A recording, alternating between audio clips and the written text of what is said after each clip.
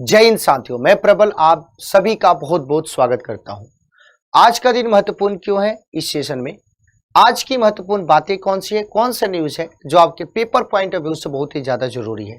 आपका प्यार इस सेशन को मिल रहा है, इसके लिए तहे दिल से आपका बहुत बहुत आभार। लेकिन और भी ज्यादा आप इस सेशन को शेयर कीजिए, लाइक कीजिए, तभी जाके और ज्यादा कॉन्फिडेंस आएगा और हमें भी मजा आएगा। आज आप लोगों को पता है कि आज अगर हम डेट की बात करें तो आज हमारी है 16 जुलाई। आज डेट कौन सा बेटा? 16 ऑफ जुलाई। तो आज 16 जुलाई की महत्वपूर्ण बात क्या है, कौन कौन सी बात आपको समझने की जरूरत है। सबसे पहले हम बात करते हैं रुद्राक्ष कन्वेंशन सेंटर की। सबसे पहले हम बात करते हैं रुद्राक्ष कन्वेंशन सेंटर की। तो रुद्राक्ष कन्वेंशन सेंटर की बात करें तो 2015 में जापान के तत्कालीन जो आपके प्रधानमंत्री थे शिंजो अबे, वो जब भारत की यात्रा में आए थे तो वाराणसी में इसकी नींव आपकी रखी गई थी। अब इसका निर्माण कार्य आपका पूरा हो गया है। जापान सरकार के सहयोग से ये जो आपके वाराणसी में रुद्राक्ष कन्वेंशन सेंटर आपको बनाया गया है।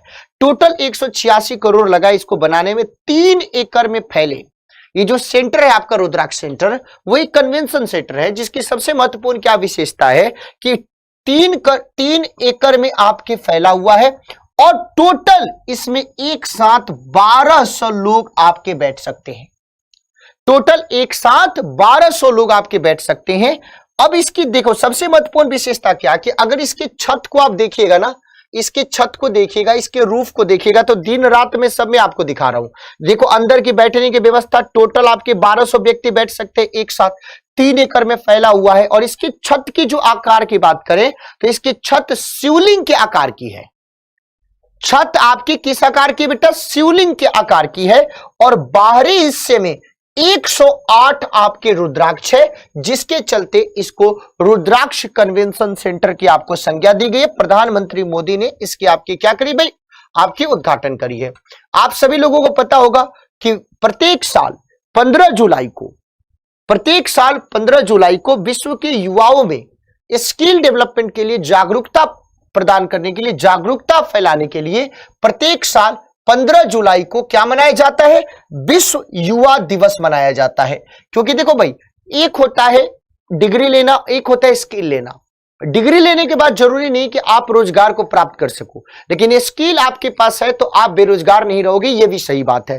तो इस बात को बताने के लिए, स्किल को बढ़ावा देने के लिए संयुक्त राष्ट्र संघ के द्वारा एक प्रस्ताव के द्वारा ये skill development day, world skill development day बनाने की बात करी गई थी। साल 2015 में पहली बार मनाया गया था और 15 जुलाई को प्रत्येक साल वर्ल्ड यूथ स्किल डे मनाया जाता है। विश्व युवा कौशल दिवस आपको मनाया जाता है। तो याद रखिएगा आप लोग। अब देखो यहां पे बहुत ही बेहतर आप लोगों की बात, मैंने एक सेशन लिया था बहुत ही जरूरी। मैं आपके बीच में कभी कभी जो स्पेशल सेशन लेके आता हूं बहुत ही ज्यादा जरूरी है।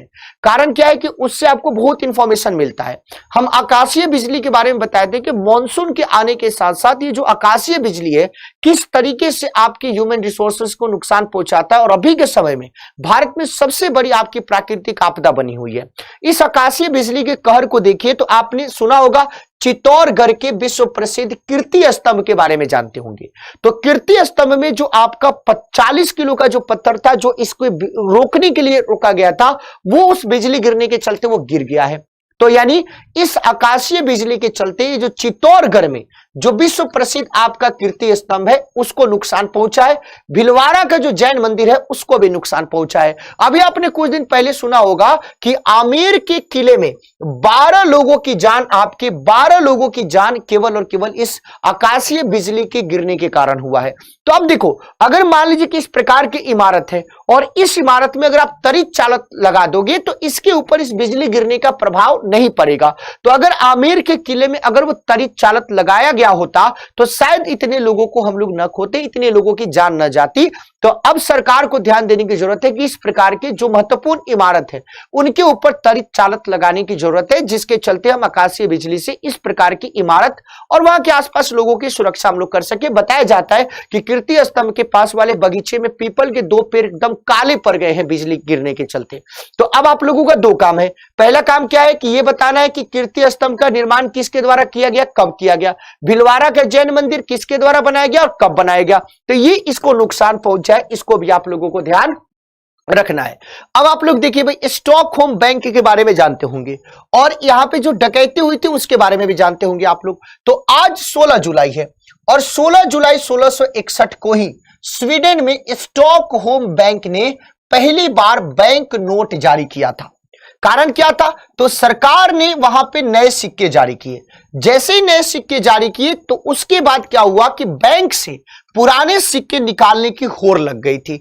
इसी क्रम में बैंक ने क्या कर दिया? कौन से नोट जारी कर दिया? क्रेडिट नोट जारी कर दिया, लेकिन यह प्रयोग आपका विफल रहा था। तो आज के ही दिन स्टॉकहोम बैंक ने पहली बार आपका बैंक नोट जारी किया था। जो कहां में बैंक स्थित है भाई? स्वीडन में बैंक आपके स्थित है।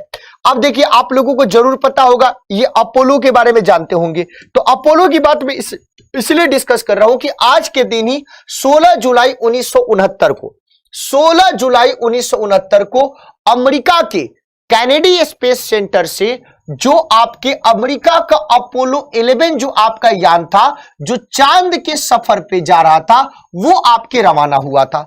इसी यान से 3 शख्स, एक का नाम क्या था? Neil Armstrong, Edwin Buzz Aldrin और माइकल कॉलिंस, ये चांद पर पहुंचे थे। 20 जुलाई को चांद पर इंसान ने कदम रखा था पहली बार। तो अगर क्वेश्चन पूछे पहली बार कब कदम रखा था? 20 जुलाई को। और पहली बार इस आपकी मिशन कब गया था? तो यह भी ध्यान रखिएगा, 16 जुलाई 1969 को। कहां से लॉन्च हुआ था? तो कैनेडी स्पेस सेंटर से। और किसका आपका ये विमान था? आपका चांद के यान का नाम क्या था? अपोलो 11, अमेरिका का। और तीनों यात्री 24 जुलाई को सुरक्षित, ये तीनों के तीनों आपके पृथ्वी पर वापस लौट आए। तो इसके लिए भी याद करते हैं। धनराज पिल्लई के बारे में आप लोग जरूर जानते होंगे। हॉकी का कपिल देव इनको कहा जाता है, हॉकी का कपिल देव कहा जाता है। आज के दिन ही 16 जुलाई 1968 को इनके पुणे में इनका जन्म हुआ था। आई एम वेरी सॉरी, जन्म हुआ था 16 जुलाई 1968 को इनका जन्म हुआ था। और 1998 के एशियान गेम्स में इनकी कप्तानी में भारत ने स्वर्ण पदक जीता था।